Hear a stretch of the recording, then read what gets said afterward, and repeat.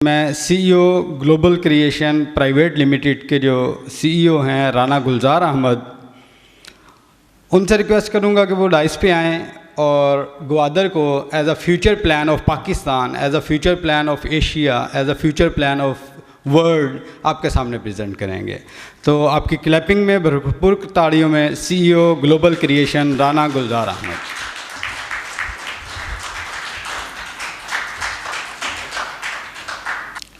बिस्मिल्लाहिर्रहमानिर्रहीम। सब दोस्तों को अस्सलाम वालेकुम। सबसे पहले तो इतनी ज़्यादा इज़्ज़त अफ़ज़ाई का बहुत ज़्यादा शुक्रिया। ये जो इस्तकबाल किया है पिछले 2-3 घंटों में, जिस तरह से मुझे वेलकम किया गया है, उसके लिए मैं दिल से मशकूर हूँ। ये इंशाल्लाह याद रखा जाएगा। बाकी ग्वादर के हवाले से हमारे दोस्तों ने बहुत सारी बातें की, मैं बहुत थोड़ी बातें करूँगा, टू दी पॉइंट बातें करूँगा ताकि आपको बोर होने का मौका ना मिले। मुख्तसर सा जो तारुफ़ है मेरा, राना गुलजार अहमद, डिस्ट्रिक्ट मुज़फ़्फ़रगढ़ से ताल्लुक़ है। इसी साउथ पंजाब का मैं रहने वाला हूँ, यहीं पले हैं बड़े हैं। कायद-ए-आज़म यूनिवर्सिटी इस्लामाबाद से मेरा एमएससी है, मास्टर्स किया है मैंने टॉप यूनिवर्सिटी ऑफ पाकिस्तान।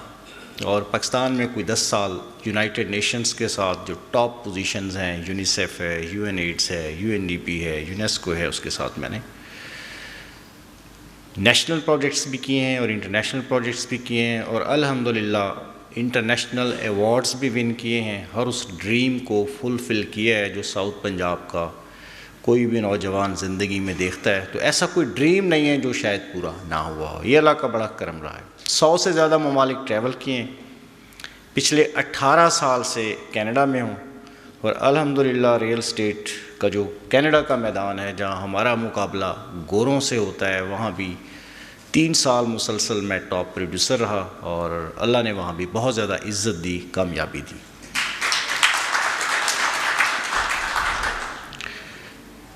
मेरा ज़िंदगी का ये तजर्बा है, 50 साल से ज़्यादा उम्र है मेरी, देखने में पता नहीं कितनी लगती है। एनीहाउ, जो तजर्बा है मेरा, ये यकीन है कि एक छोटा सा आइडिया लाखों लोगों की ज़िंदगी को बदल सकता है। 18 साल कनाडा रहने के बाद पाकिस्तान का जो रुख किया है ना दोबारा, उसकी रीज़न ये आइडिया है जिसकी आज बात हो रही है, रियल एस्टेट एंटरप्रेन्योरशिप।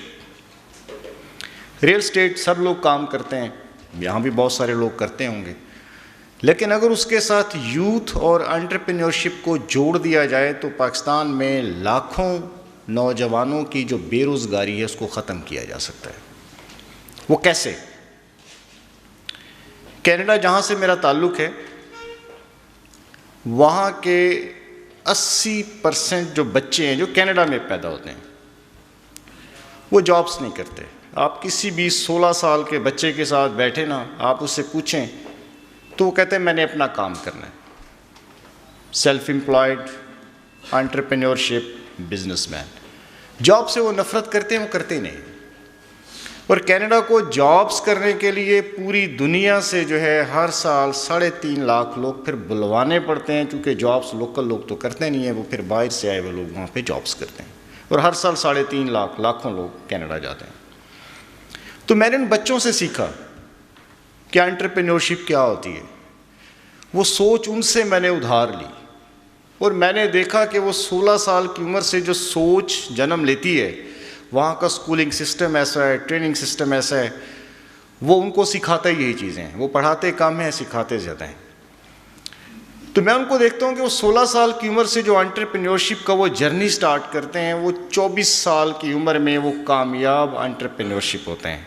जबकि हमारे यहाँ ये लोग BA MA करके जब जॉब्स के लिए धक्के खा रहे होते हैं, तो वहाँ वो 24 साल की उम्र में वो कमाल के बिजनेसमैन होते हैं। तो मैंने ये सोच उनसे ली। अब आइडिया कैसे चेंज कर सकता है, मैं मिसाल दूंगा। यहाँ ट्रांसपोर्टर शायद ज़्यादा है, मैं उसी को बेस बना के 2-1 बातें करता हूँ। एक कनाडा का स्टूडेंट था, ठीक है, उसने एक छोटी सी ऐप बनाई उबर के नाम से। जस्ट ऐप, जस्ट छोटा सा आइडिया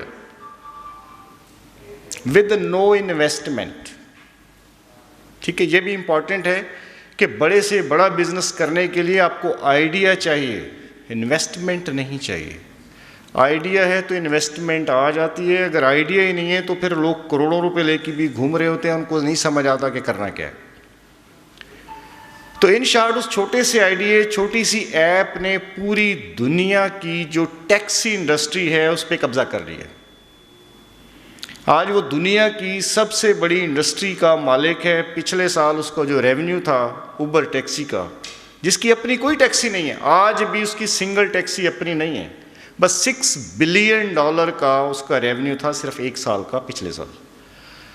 एक छोटे से आइडिया ने पूरी दुनिया के, अच्छा हर दुनिया के मुल्क में मौजूद है, पाकिस्तान समेत, ठीक है, उसने लाखों लोगों को रोज़गार भी दिया, लाखों लोग उसकी टैक्सी चलाते हैं, उस ऐप को इस्तेमाल करते हैं, ठीक है, ख़ुद भी वो बिलियनर बना और एक छोटे से आइडिया के ज़रिए उसने दुनिया की सबसे बड़ी टैक्सी इंडस्ट्री खड़ी कर दी, जिसका आज वो मालिक है। अब इसी चीज़ को अगर सामने रखें, जो रियल एस्टेट एंटरप्रेन्योरशिप है, यकीन करें ये उससे बड़ा आइडिया है। अगर हम मिलकर इसको इम्प्लीमेंट कर जाएं, मैं यकीन से कहता हूं कि हम पाकिस्तान के लाखों लोगों की ज़िंदगियों को चेंज कर सकते हैं इस आइडिया के ज़रिए। वाई? क्योंकि CPEC and Gwadar happening in our lifes. Idea भी है, दुनिया की सबसे जवान यूथ पाकिस्तान के पास है। कनाडा में मुझे 18 साल हो गए, मैंने कभी भी किसी महफिल में ये नहीं कहा कि पाकिस्तान कोई बुरा मुल्क है या वहाँ बुराइयाँ हैं या वहाँ के लोग बुरे हैं।